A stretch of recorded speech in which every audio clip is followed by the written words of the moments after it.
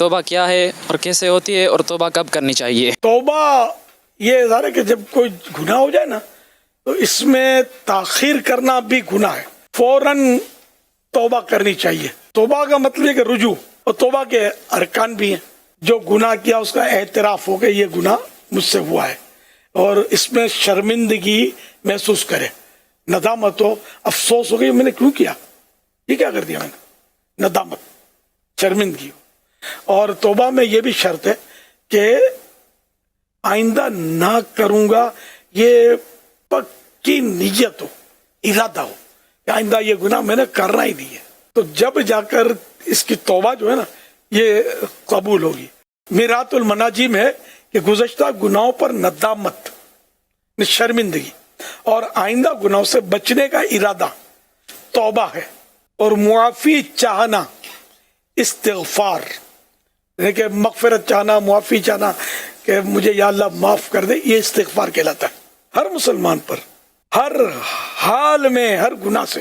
فوراً توبہ کرنا واجب ہے، یعنی گناہ کی معرفت ہونے کے بعد اس پر ندامت اختیار کرنا،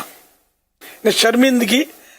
اختیار کرنا، شرمندہ ہونا، اور آئندہ نہ کرنے کا عہد کرنا، کمپرومائز کرنا، اور گزرے ہوئے گناہوں پر ندامت و شرمندگی اور افسوس کرنا بھی واجب ہے۔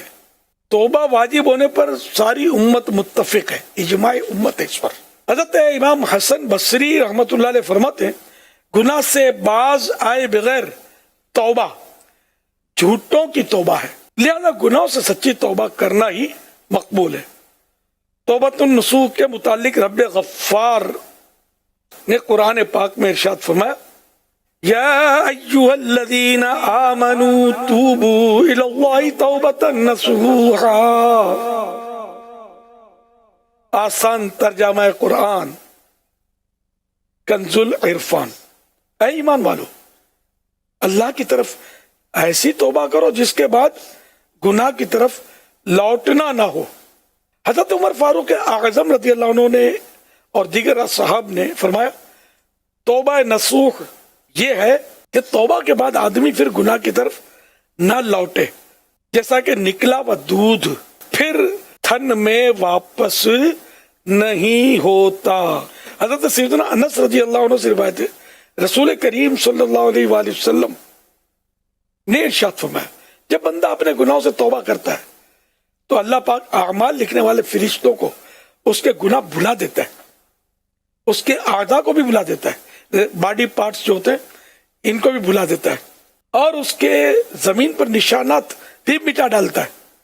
یہاں تک کہ جب وہ قیامت کے دن اللہ پاک سے ملے گا تو اس کے گناہ پر کوئی گواہ نہ ہوگا۔